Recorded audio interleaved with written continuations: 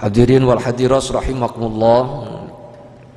Kajian kitab Lubabul Hadis masih Al-Babus Salasunna, masih bab yang ke-30 fi fadilati birril walidain. Jadi menjelaskan keutamaan berbuat kebaikan kepada kedua orang tua kita. Makanya disebut birrul walidain. Jadi kalau walidain itu berarti sudah menyangkut kedua orang tua, tidak bisa dipisahkan, baik itu seorang ibu yang melahirkan kita dan seorang bapak yang membiayai kita mulai masih di alam rahim. Makanya walidain, jadi walidain itu kedua orang tua, tidak bisa dipisah-pisahkan. Baik kepada seorang ibu, ia harus baik kepada seorang ayah. Baik kepada seorang ayah dan juga harus baik kepada seorang ibu. Makanya disebut birrul walidain. Makanya saya paling gak setuju kalau khamar itu disebut bir. Sebab bagaimanapun juga bir itu adalah ya bahasa Arab.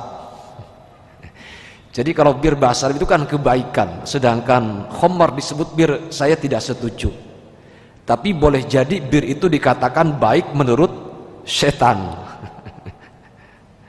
Baik menurut setan belum tentu baik menurut malaikat. Makanya saya enggak setuju kalau khamar ya khamar sajalah, jangan disebut bir Ali. Makanya sering kita pergi ke Madinah, orang kalau ngambil mikot dari Bi'ru Ali, banyak orang salah menyebut jadi bir Ali. Jadi kalau bir dalam bahasa Arab dengan bir bahasa Indonesia itu berlawanannya. Makanya saya paling gak setuju kalau khamar itu disebut bir. Jadi kalau seandainya kita pergi ke Madinah mau mikot dari Bi'ru Ali, itu sebetulnya bukan bir Ali, jadi Bi'ru Ali, sumbernya peninggalan sahabat Ali. Tapi orang manggilnya itu, ngomongnya itu supaya gampang disebut bir Ali.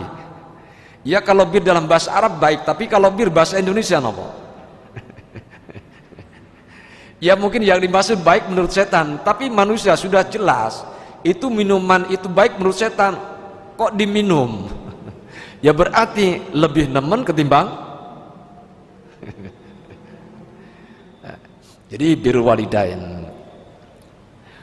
Qala dawu safwan nabiyyu kanjeng Nabi sallallahu alaihi wasallam, ridha rabbi utawi ridhone pangeran iku fi ridhol walidain, ing dalem ridhone tiang sepakale.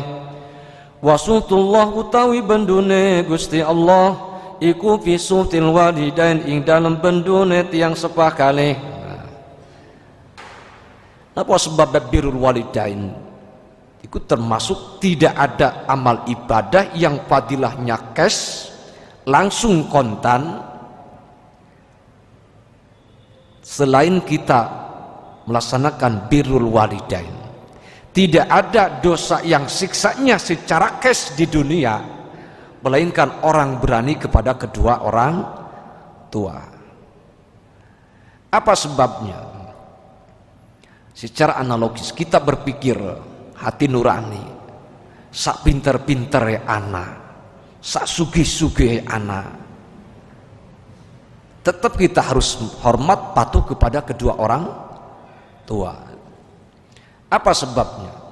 Coba kita perhatikan orang tua zaman dulu, anaknya akeh tapi nggak pernah ngersuloh. Dia napa nggih?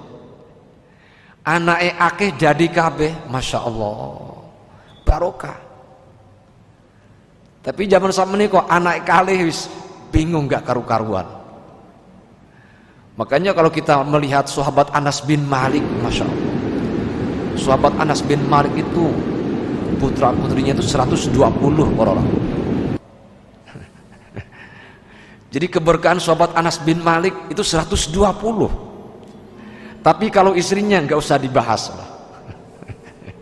Yang penting putranya 120.